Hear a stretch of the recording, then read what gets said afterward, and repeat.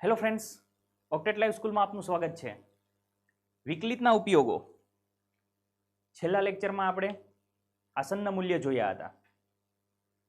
આગળ ઘણા બધા વિકલિતના ઉપયોગો જોયા અને એ જ વિકલિતનો આજે બીજો એક ઉપયોગ જોવાના છીએ, અને તે એટલે કે આપેલા વિધેયનું મહત્તમ મૂલ્ય કે ન્યૂનતમ મૂલ્ય મેળવવું.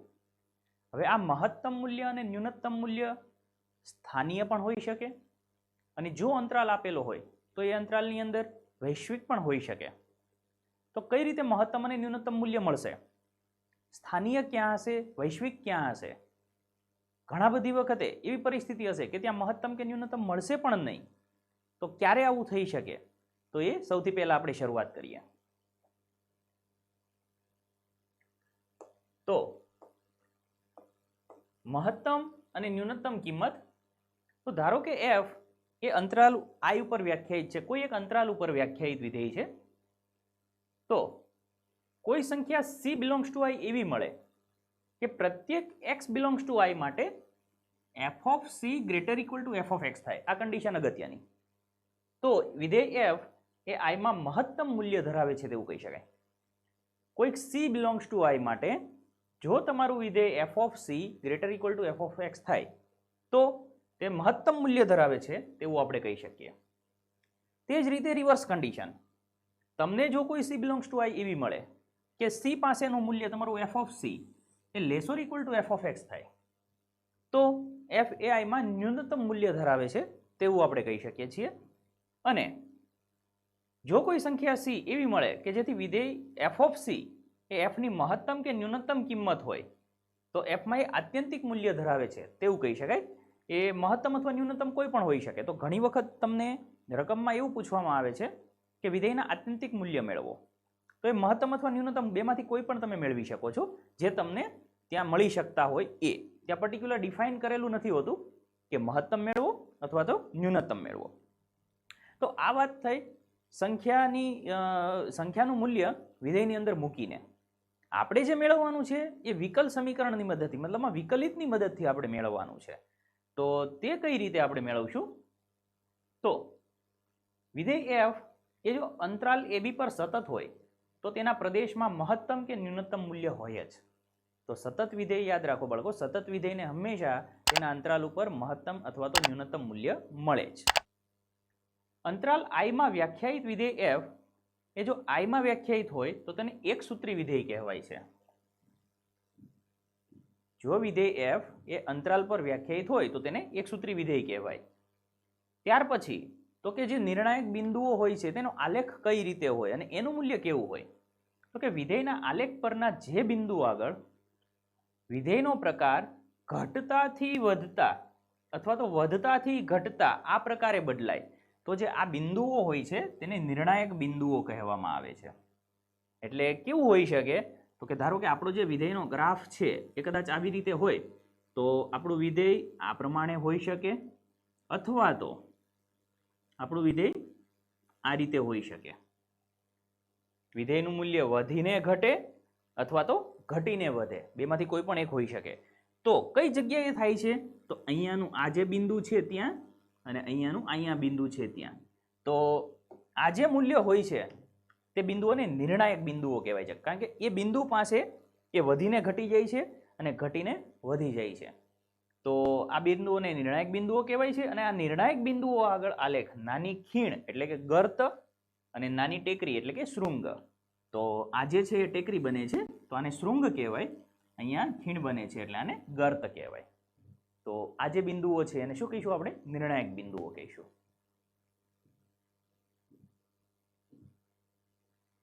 ત્યારબાદ છે દ્વિતીય વિકલિત કસોટી, એટલે કે આપણે જે વિકલનની મદદથી મેળવવાનું છે તે વસ્તુ.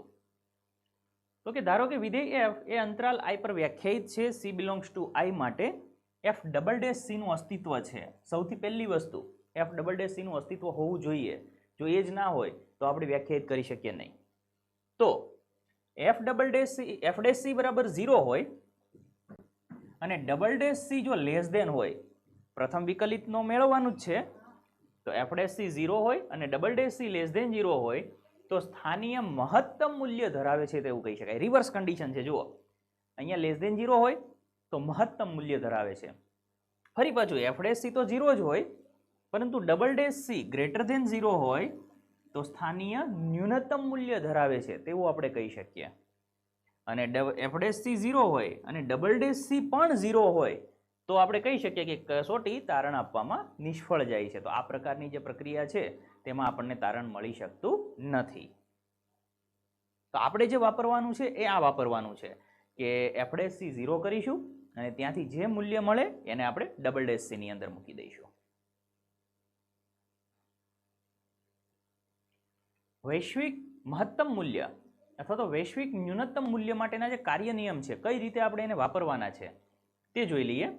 તો સૌથી પહેલાં તો આપેલ સંવૃત અંતરાલમાં વિધેય એફની તમામ નિર્ણાયક સંખ્યાઓ શોધો. નિર્ણાયક સંખ્યાઓ કઈ રીતે મળી શકે? તો કે આપણે એફ ડેશ એક્સ બરાબર 0 હોય અથવા તો એફ એ એક્સ બરાબર 0 આગળ વિકલનીય ન હોય તેવી એક્સની કિંમતો લઈશું. એટલે સૌથી પહેલાં આપણે શું કરીશું, આપણું જે વિધેય આપેલું હશે તેનું વિકલન કરીશું અને વિકલનને 0 સાથે સરખાવી દઈશું એટલે આપણને એક્સના મૂલ્ય મળી જશે. તો અંતરાલના અંત્ય બિંદુઓ આગળ એફની કિંમતો શોધો. જે અંતરાલ આપેલો હોય એ અંતરાલના અંત્ય બિંદુઓ આગળ અને નિર્ણાયક સંખ્યાઓ આગળ શક્ય હોય તો સ્થાનીય મહત્તમ કે સ્થાનીય ન્યૂનતમ હોય તેવી સંખ્યાઓ પસંદ કરો. ત્યારબાદ તો કે સોપાન 1 તથા 2 માં મળે તમામ બિંદુઓ આગળ એફની કિંમતો મેળવો. એટલે ટોટલ આપણી પાસે 3, 4, 5 ઘણા બધા બિંદુઓ હોઈ શકે. અંતરાલના એક તો 2 બિંદુઓ તો હશે જ. પછી એફ ડેશ એક્સને જ્યારે 0 કરીશું ત્યારે જેટલા પણ બિંદુઓ મળે એ બધા જ બિંદુઓ આગળ ફરી પાછું આપણે મૂલ્ય મેળવીશું. અને એફની સોપાન 3 માં મળેલ તમામ કિંમતોમાંથી મહત્તમ અથવા ન્યૂનતમ મૂલ્ય શોધી કાઢો. આ મહત્તમ મૂલ્ય એ એફનું વૈશ્વિક મહત્તમ છે અને ન્યૂનતમ મૂલ્ય એ એફનું વૈશ્વિક ન્યૂનતમ છે. અને જે જગ્યાએ વિકલન પાસેનું જે મૂલ્ય હોય એ સ્થાનીય મૂલ્ય બને છે. તો ગણતરીની શરૂઆત કરીએ કે કઈ રીતે આપણને મહત્તમ અને ન્યૂનતમ મૂલ્ય મળી શકે છે. તો આપણને આપેલું છે કે કંપનીએ પ્રાપ્ત કરેલા નફાનું વિધેય એ પી ઓફ એક્સ, પ્રોફિટને લીધે પી ઓફ એક્સ આપણે કહી શકીએ, નામ કોઈ પણ હોઈ શકે છે. તો સૌથી પહેલા વિધેય લખી દઈએ. પી ઓફ એક્સ બરાબર 41 minus 72x minus 18x square આ વિધેય આપેલું છે. તો કંપનીએ પ્રાપ્ત થતો મહત્તમ નફો શોધો. હવે જ્યારે પણ મહત્તમ અથવા ન્યૂનતમ મેળવવું હોય તો સૌથી પહેલા ડેશ અને ડબલ ડેશ આ તમારે મેળવવું પડે. તો પી ડેશ એક્સ તો અચળનું 0 થઈ જશે, અહીંયા થશે માઇનસ 72 માઇનસ 18 દુ 36x અને પી ડબલ ડેશ એક્સ સારું અચળનું 0 થઈ જશે, અહીંયા થશે માઇનસ 36. હવે મહત્તમ મૂલ્ય માટે મહત્તમ અથવા ન્યૂનતમ મૂલ્ય માટે પી ડેશ એક્સ બરાબર 0. જે પ્રથમ વિકલન છે તેને આપણે 0 સાથે સરખાવવાનું છે. તો માટે માઇનસ 72 માઇનસ 36x બરાબર 0. તો માટે માઇનસ 36x બરાબર 72 સામે જશે એટલે પ્લસ થશે. તો માટે x બરાબર -2. તો આ જે x નું મૂલ્ય તમને -2 મળે છે એ x નું મૂલ્ય આપણે ક્યાં મૂકીશું? ડબલ ડેશની અંદર. તો માટે p ડબલ ડેશ -2 બરાબર -36 લેસ ધેન 0 થાય છે. એનો મતલબ કે x બરાબર -2 પાસે વિધેયનું મૂલ્ય કેવું હશે? મહત્તમ હશે. તો માટે x બરાબર -2 આગળ વિધેયનું મહત્તમ મૂલ્ય મળે. અને એ મૂલ્ય કેટલું મળે એ જો આપણે જોઈતું હોય તો એ પી માં આપણે મૂકી દઈએ. તો માટે પી ઓફ -2 બરાબર 41 માઇનસ -2 માઇનસ -2 નો સ્ક્વેર. માઇનસ માઇનસ પ્લસ થશે 144 અને અહીંયા માઇનસ 2 નો વર્ગ 4, 18 ચોક 72. તો બરાબર ફાઇનલી તમને જે આન્સર મળે છે એ થશે 113. તો માટે કંપનીએ પ્રાપ્ત કરેલ મહત્તમ નફો 113. હવે અહીંયા આપણને રૂપિયા કે એવું કંઈ આપેલું નથી એટલે એકમ છે એવું આપણે લખી શકીએ. આ રીતે તમે મહત્તમ અથવા ન્યૂનતમ મૂલ્ય મેળવી શકો છો. ત્યારબાદ આપણને આપેલું છે f of x બરાબર 3x ની 4 power -8x cube plus 12x square minus 48x plus 25. તો x બિલોંગ્સ ટુ 0 to 3 માં મહત્તમ અથવા ન્યૂનતમ મૂલ્ય મેળવવું. આપણને અંતરાલ આપી દીધો છે તો fx લખી દઈએ સૌથી પહેલા. 3x ની 4 -8x cube plus 12x square minus 48x plus 25. તો માટે f ડેશ x 4 તેરી 12 x નો ઘન માઇનસ 8 તેરી 24 x નો વર્ગ વત્તા 12 દુ 24x માઇનસ 48. તો બધામાંથી 12 કોમન આવી જશે. કૌંસમાં અહીંયા થઈ જશે x cube minus 2x square plus 2x અને માઇનસ થશે અહીંયા 4. ત્યારબાદ ડબલ ડેશ લઈએ. બરાબર તો 12 તો છે જ આપણી પાસે. ફરી પાછું કૌંસમાં વિકલન થશે તો 3x સ્ક્વેર માઇનસ 2 દુ 4x વત્તા 2. તો આ પ્રમાણે આપણે તેનું વિકલન કરી શકીએ છીએ.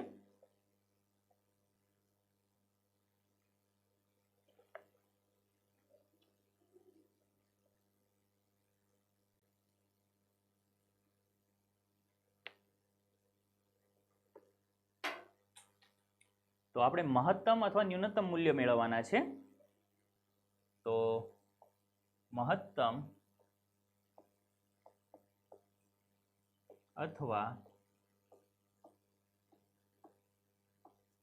ન્યૂનતમ મૂલ્ય માટે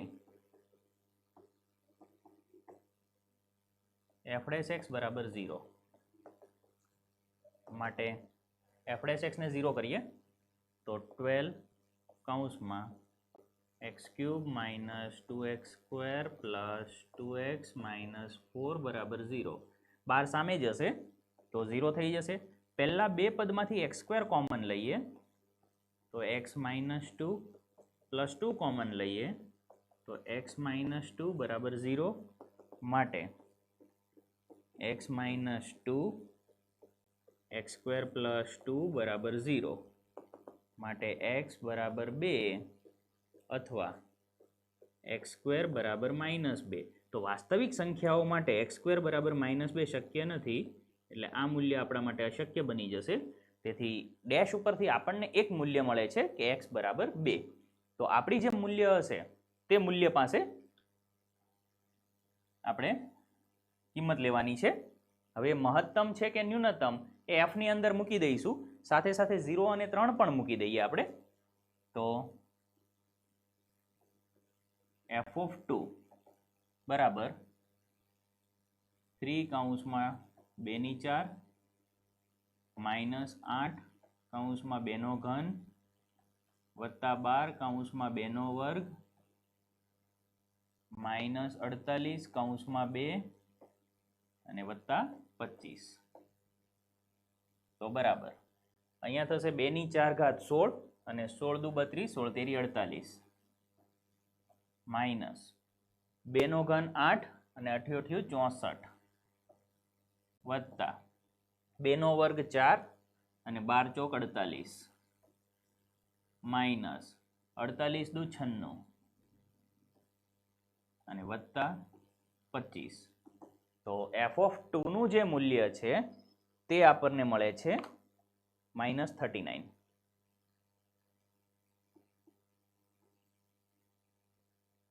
ત્યારબાદ આપણે 0 અને 3 પાસે પણ મૂલ્ય લઈએ.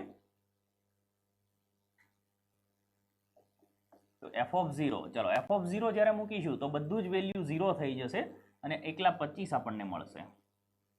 એ જ પ્રમાણે જ્યારે f(3) લઈએ તો 3 કૌંસમાં 3/4 -8 કૌંસમાં 3નો ઘન વત્તા 12 કૌંસમાં 3નો વર્ગ -48 કૌંસમાં 3 વત્તા 25. તો f(3) એનું જ્યારે સાદુરૂપ આપણે આપીશું તો તે આપણને મળે છે 16. આમ આપણી પાસે ટોટલ 3 મૂલ્ય મળી ગયા. તે મૂલ્યમાંથી f નું વૈશ્વિક મહત્તમ અને જો વૈશ્વિક ન્યૂનતમ એ આપણે મૂલ્ય મેળવવા હોય તો 3 મૂલ્યમાં જોઈ શકો છો કે સૌથી નાનું મૂલ્ય કયું છે તો કે 39 -39. તો લખી શકાય f નું વૈશ્વિક ન્યૂનતમ મૂલ્ય -39 અને f નું વૈશ્વિક મહત્તમ મૂલ્ય બરાબર 25. તો આ પ્રમાણે તમે વૈશ્વિક મહત્તમ અને વૈશ્વિક ન્યૂનતમ મૂલ્ય લઈ શકો છો.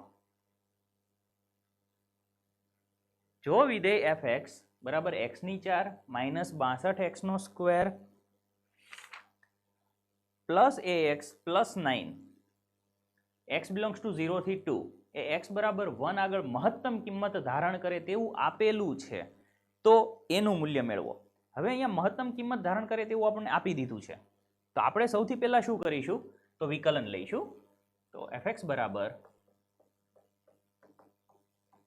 x⁴ -62x² પ્લસ ax અને પ્લસ 9 માટે f' બરાબર આપણને પાસે મળી જશે 4x³ માઇનસ અહીંયા થશે 62 ગુણ્યા 2 એટલે 2 દુ 4 અને 6 દુ 12 124x વત્તા a.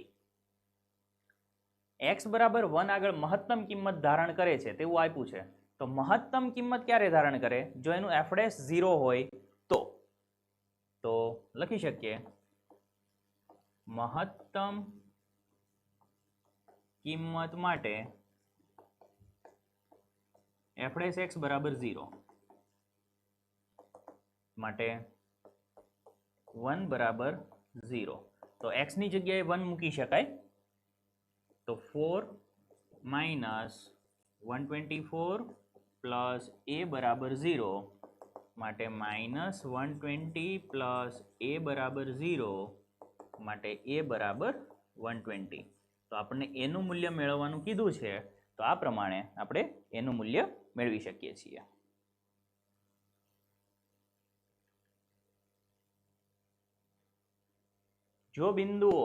જે બિંદુઓ માટે fx બરાબર x - 2⁴ પ્લસ x પ્લસ 1³ એ સ્થાનીય મહત્તમ સ્થાનીય ન્યૂનતમ અને નાતિબિંદુ ધરાવે તો તેવી આપણે x ની કિંમતો મેળવવાની છે.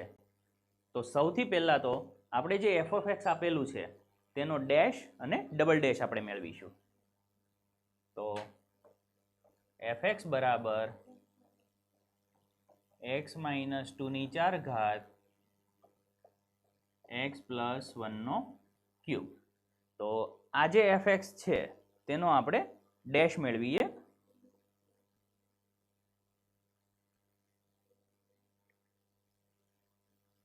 માટે f' બરાબર ચલો ગુણાકારનો નિયમ અહીંયા લાગુ પડશે તો પહેલું અચળ બીજાનું વિકલન લઈએ તો 3x પ્લસ 1² અને અચળ પ્લસ બીજું અચળ લઈએ તો પહેલાનું વિકલન 4x - 2 નો ક્યુબ ઇક્વલ ટુ બંનેમાંથી કોમન બ્રેકેટ લઈએ તો બંનેમાં જોઈએ તો x પ્લસ 1 નો સ્ક્વેર બંનેમાંથી બહાર લઈ શકાય છે. તો x પ્લસ 1 નો સ્ક્વેર લઈએ અને x માઇનસ 2 નો ક્યુબ લઈએ તો કૌંસની અંદર શું બાકી રહેશે? તો અહીંયા સ્ક્વેર આવી ગયો છે તો 3 છે અને એક x માઇનસ 2 બાકી રહેશે. એ જ પ્રમાણે અહીંયા જોવા જઈએ તો 4 છે, x પ્લસ 1 નો સ્ક્વેર આવી ગયો છે તો એક x પ્લસ 1 બાકી રહેશે. તો આ પ્રમાણે છે. સાદુરૂપ આપીએ ફરી પાછું. તો x પ્લસ 1 નો સ્ક્વેર, x માઇનસ 2 નો ક્યુબ, અહીંયા ગુણાકાર કરીએ તો 3x માઇનસ 3 દુ 6 વત્તા 4x પ્લસ 4. તો x પ્લસ 1 નો સ્ક્વેર, x માઇનસ 2 નો ક્યુબ અને અહીંયા થઈ જશે 7x માઇનસ 2. આ શું મળે છે આપણને? f ડેશ x મળે છે.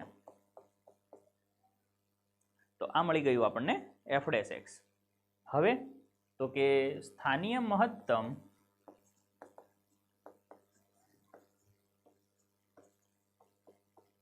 અથવા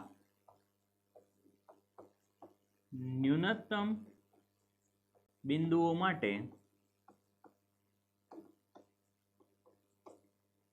f ડેશ x બરાબર 0 થાય.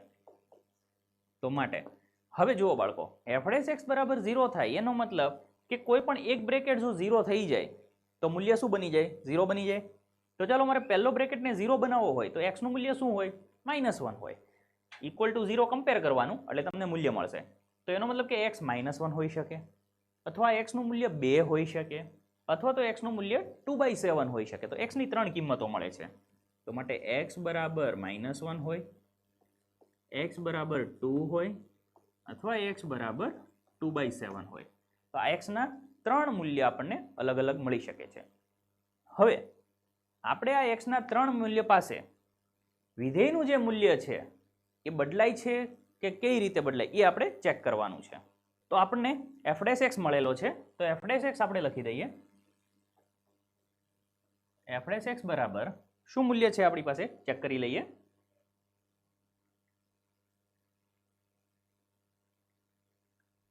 f ડેશ x નું મૂલ્ય આપણી પાસે છે x પ્લસ 1 નો સ્ક્વેર, x માઇનસ 2 નો ક્યુબ,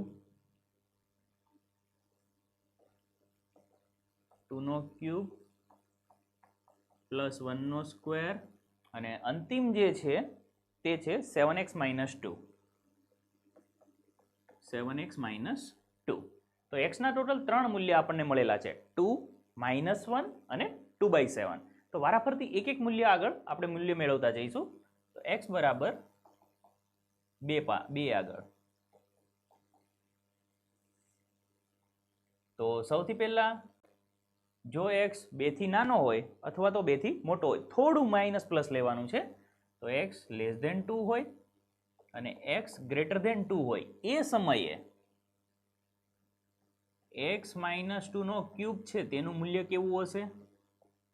+1 નો સ્ક્વેર છે તેનું મૂલ્ય કેવું હશે? અને 7x માઇનસ 2 છે તેનું મૂલ્ય કેવું હશે? અને આ 3 પરથી ફાઇનલી f ડેશ x નું મૂલ્ય શું હશે તે આપણે મેળવવાનું છે. તો x જો ઋણ હોય, થોડો ઋણ હશે તો ઓલરેડી ક્યુબ છે એટલે એ સંખ્યા આપણને ઋણ મળશે. ત્યારબાદ અહીંયા કોઈ પણ ઋણ મૂલ્ય મૂકી દઈએ પણ તેનો સ્ક્વેર છે એટલે એ ધન જ મળવાનું છે હંમેશા. હવે 2 થી થોડું નાનું મૂલ્ય લઈએ, સપોઝ 1 લઈએ, છતાં પણ આ જે મૂલ્ય છે એ આપણું ધન જ થશે. તો આ હંમેશા ધન હશે. 3 નો ગુણાકાર કરીએ તો f ડેશ નું જે મૂલ્ય છે એ ઋણ બની જાય છે. એ જ પ્રમાણે x નું મૂલ્ય 2 થી થોડું મોટું છે. ચલો 2 થી થોડું મોટું મૂલ્ય લઈએ એટલે 2.1 હોય તો 2.1 - 2 કરીએ એટલે 0.1 થઈ ગયો. તો એ મૂલ્ય ધન થઈ ગયું. તો આ ધન થશે. હંમેશા ધન સંખ્યા છે એટલે એ પણ ધન રહેશે અને અહીંયા પણ ધન થશે. ફાઇનલી f ડેશ નું જે મૂલ્ય છે તે આપણને ધન મળે છે. એટલે કે f ડેશ નું જે મૂલ્ય છે એ ઋણમાંથી ધન થાય છે. તો જ્યારે પણ કોઈ વિધેયનું મૂલ્ય ઋણમાંથી ધન થતું હોય તે સમયે તે ત્યાં સ્થાનીય ન્યૂનતમ મૂલ્ય ધરાવે છે તેવું આપણે કહી શકીએ. આપણે આગળ આલેખમાં જોયું હતું કે કોઈ પણ ઋણમાંથી ધન થાય તો તે સ્થાનીય ન્યૂનતમ મૂલ્ય ધરાવે છે. તો માટે એફ એ x બરાબર 2 આગળ સ્થાનીય ન્યૂનતમ મૂલ્ય ધરાવે છે. આપણે શું મેળવવાનું છે? સ્થાનીય મહત્તમ મૂલ્ય, સ્થાનીય ન્યૂનતમ મૂલ્ય અને નાતિબિંદુ, એટલે કયા મૂલ્ય પાસે મળે છે. તો x બરાબર 2 આગળ એ સ્થાનીય ન્યૂનતમ છે. બીજું લઈએ x બરાબર -1 આગળ.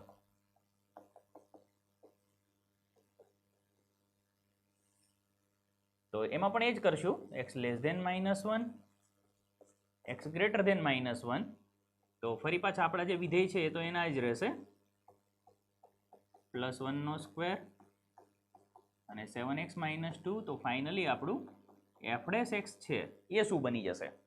ચલો, -1 થી થોડી નાની સંખ્યા લઈએ, ઋણ સંખ્યા લઈએ, તો ઋણ સંખ્યાની બાદબાકી ઋણ જ થશે. તો ક્યુબ જે છે એ માઇનસમાં આવશે. ત્યારબાદ -1 થી થોડી નાની સંખ્યા તમે લ્યો પણ તેનો સ્ક્વેર છે એટલે એ તો પ્લસમાં જ આવી જશે હંમેશા. હવે જો -1 કરતાં નાની સંખ્યા લઈએ તો 7x જે છે એ માઇનસમાં જશે. એનો મતલબ કે આ બ્રેકેટ છે એ માઇનસમાં આવશે. ફાઇનલી બધાનો મલ્ટિપલ કેવો થઈ જશે? પ્લસ થઈ જશે. હવે -1 થી મોટી સંખ્યા લેવાની છે. તો -1 થી જ્યારે મોટી સંખ્યા લઈએ એ સમયે અહીંયા શું બને છે? તો -1 થી મોટી સંખ્યા કોઈ પણ મૂકો પણ એનો ધન તો માઇનસ જ બનવાનો છે. વર્ગ હંમેશા પ્લસ રહેશે. ફરી પાછું જો અહીંયા -1 થી મોટી કોઈ પણ સંખ્યા લેશો ત્યારે આ સંખ્યા તો માઇનસ જ થવાની છે. તો ફાઇનલી આખો જે સંખ્યા છે એ પ્લસ થવાનો. એનો મતલબ કે f' છે તેનું મૂલ્ય બદલાતું નથી. અને મૂલ્ય ન બદલાય એવા સમયે આપણે શું કહીએ છીએ? તે જે બિંદુ છે એ નાતિબિંદુ છે. તો માટે f એ x બરાબર -1 આગળ નાતિબિંદુ ધરાવે છે.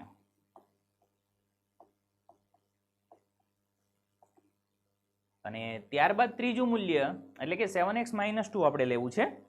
તો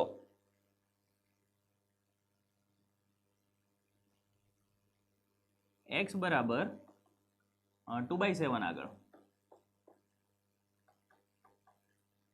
તો x લેસ ધેન 2/7 કરીએ અને x ગ્રેટર ધેન 2/7 કરીએ. તો આપણી પાસે 3 બ્રેકેટ છે, -2 નો ક્યુબ, +1 નો સ્ક્વેર, 7x - 2 અને ફાઇનલી બને છે f'.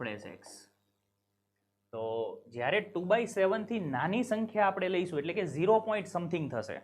હવે 0 પોઈન્ટ છે એમાંથી માઇનસ કરીશું તો 0 પોઈન્ટ જ રહેશે. એનો ક્યુબ હંમેશા ઋણ આવશે, સ્ક્વેર હંમેશા ધન જ હશે. અહીંયા જોઈએ 2/7, જ્યારે 2/7 મૂકીશું અથવા એનાથી નાની સંખ્યા 0 પોઈન્ટ લઈશું તો ફાઇનલ આન્સર શું બનશે? 0 પોઈન્ટ બનશે. એટલે કે આ જે છે એ માઇનસમાં રહેશે. તો ફાઇનલી f' જે છે એ પ્લસ બની જશે, -. હવે 2/7 થી મોટી સંખ્યા આપણે જ્યારે લઈએ છીએ એ સમયે અહીંયા ઋણ બને છે, તેથી આ માઇનસમાં આવશે. સ્ક્વેર હંમેશા પ્લસ હશે. 0 પોઈન્ટથી મોટી સંખ્યા લઈશું એ સમયે અહીંયા થોડું પ્લસમાં આવી જશે. તેથી આ પણ સંખ્યા આપણને ફાઇનલી પ્લસ મળશે. તેથી બધાનો ગુણાકાર માઇનસ થશે. તો આપ જોઈ શકો છો કે f' જે છે એ પ્લસમાંથી માઇનસ થાય છે. પહેલી પરિસ્થિતિ જુઓ, માઇનસમાંથી પ્લસ થતું હતું, શું બનતું હતું? સ્થાનીય ન્યૂનતમ મૂલ્ય. અહીંયા પ્લસમાંથી માઇનસ થાય છે, શું બને છે? સ્થાનીય મહત્તમ મૂલ્ય થશે. તો માટે f એ x બરાબર 2/7 આગળ સ્થાનીય મહત્તમ મૂલ્ય ધરાવે છે. તો આ પ્રમાણે આપણે મેળવી શકીએ છીએ.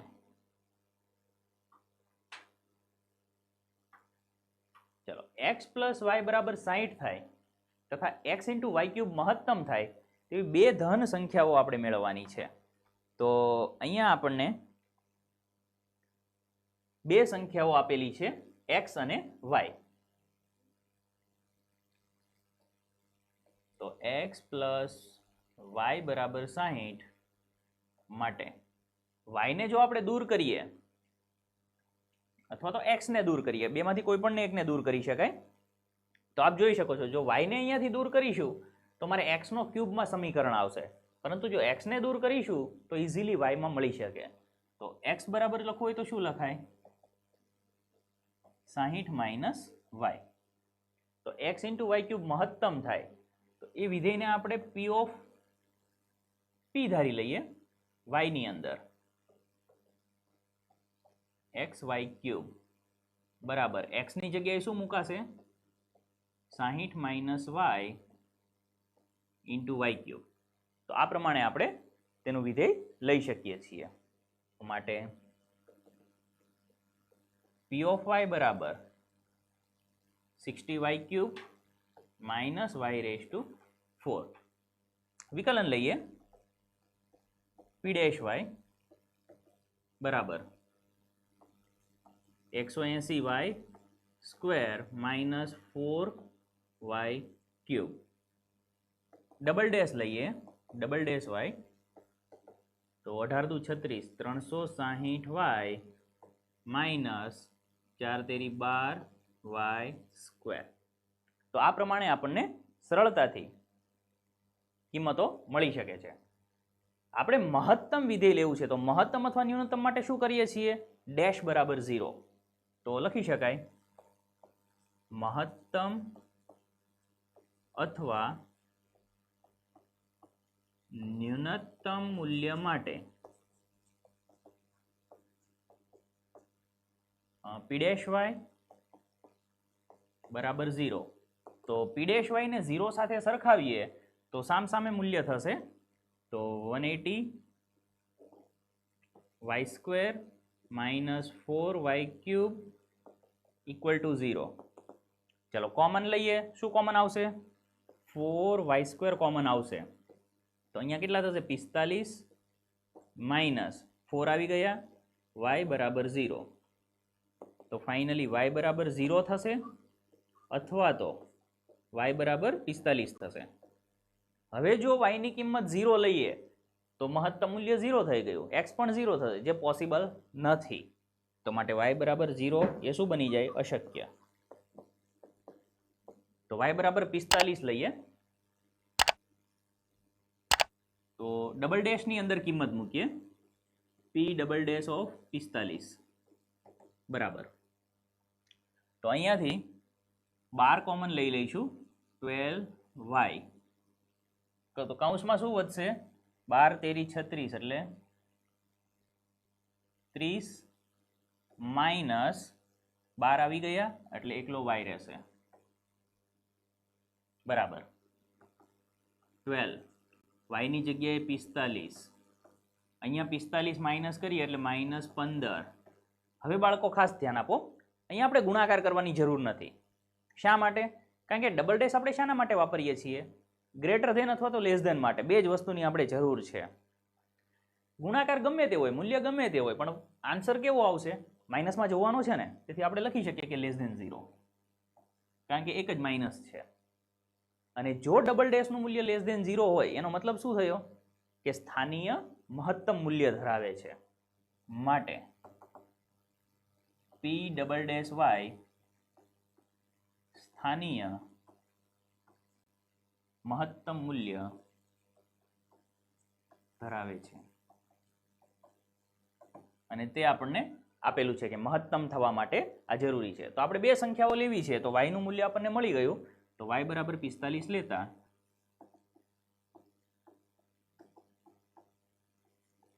x બરાબર 60 માઇનસ 45 બરાબર 15. તો માટે x બરાબર 15 અને y બરાબર 45. તો બંને કિંમતો આપણને આ રીતે મળી શકે.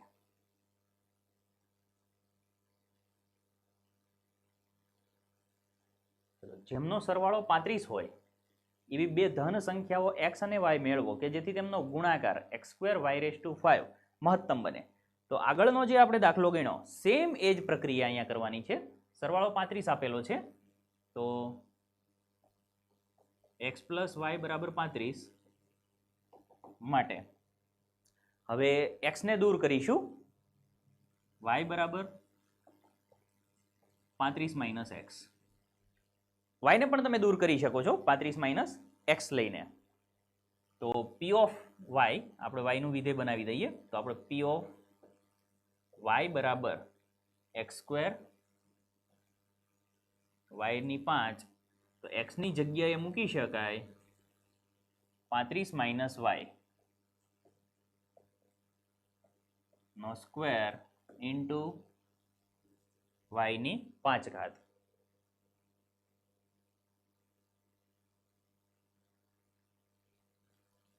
તો માટે વિકલન લઈએ p'. તો અહીંયા બે પદ છે, ગુણાકારનો નિયમ લાગુ પડશે. ચલો, પહેલું અચળ 35 - y નો સ્ક્વેર, બીજાનું વિકલન 5 y ની 4 પ્લસ y ની 5 અચળ, પહેલાનું વિકલન તો 2 35 - y અને y નું ફરી પાછું -1. તો બરાબર 5y4 કૌંસમાં 35 - y નો સ્ક્વેર માઇનસ 2y ની 5 કૌંસમાં 35 - y.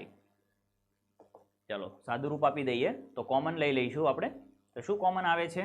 એક તો y ની 4 ઘાત કોમન આવી જશે અને 35 - y કોમન આવી જશે. તો કૌંસની અંદર ચલો y ની 4 ઘાત બહાર આવતી રહી, આપણી પાસે વધ્યા 5. એક 35 - y આવતા રહ્યા તો કૌંસમાં બીજા વધ્યા 35 - y. એ જ પ્રમાણે અહીંયા વધ્યા તો કે -2. y ની 4 ઘાત વહી ગઈ તો એક y વધે છે. તો બરાબર y ની 4 ઘાત 35 - y. અહીંયા જ્યારે તમે બ્રેકેટ ઓપન કરશો એ સમયે તમારી પાસે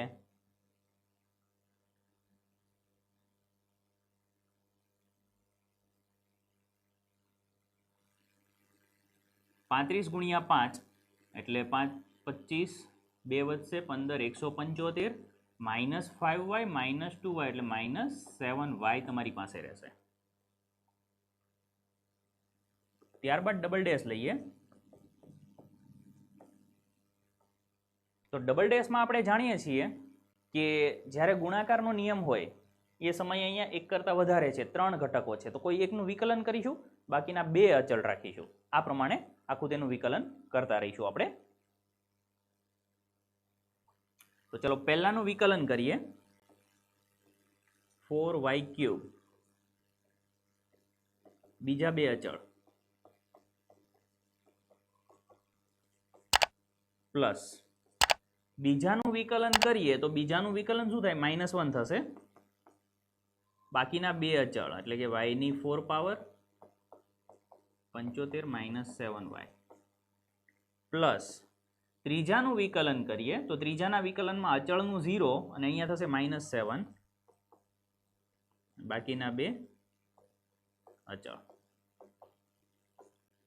તો આ થઈ ગયું આપણું ડબલ ડેશ y.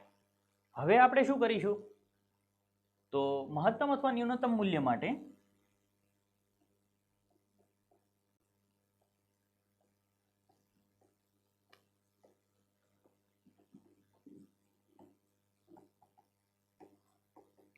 આપણે p' ને 0 સાથે સરખાવી શકીએ.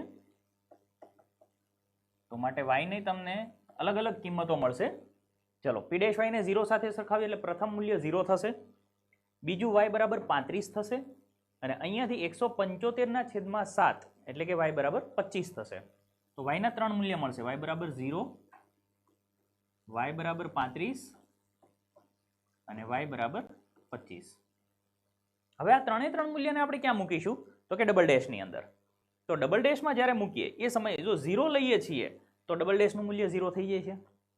ચલો 35 લઈએ તો 35 વખતે 0 થઈ જશે, અહીંયા પણ 0 થઈ જશે. અને 25 લઈએ છીએ તો એ સમયે 25 સત્તા 175, અહીંયા પણ 25 સત્તા 175. તો ફાઇનલી છેલ્લું જે મૂલ્ય છે તે આપણને મળી શકે. તો y બરાબર 25 આગળ આપણે લઈશું. તો y બરાબર 25 આગળ માટે p ડબલ ડેશ 25 બરાબર, તો 25 નું મૂલ્ય લઈએ તો -7 કૌંસમાં 25 ની 4 ઘાત અને 35 - 25 એટલે 10. કારણ કે જ્યારે તમે 25 લેશો તો પહેલો બ્રેકેટ 0 થઈ જશે, બીજો બ્રેકેટ પણ 0 થઈ જશે, ખાલી અંતિમ બ્રેકેટ રહેશે. તો આખું જે મૂલ્ય છે એ લેસ ધેન 0 મળે છે. માટે p નું મૂલ્ય મહત્તમ હશે. તો y બરાબર 25 લેતા x બરાબર 35 - 25 બરાબર 10. તો બંને મૂલ્ય મળી ગયા, x બરાબર 10 અને y બરાબર 25.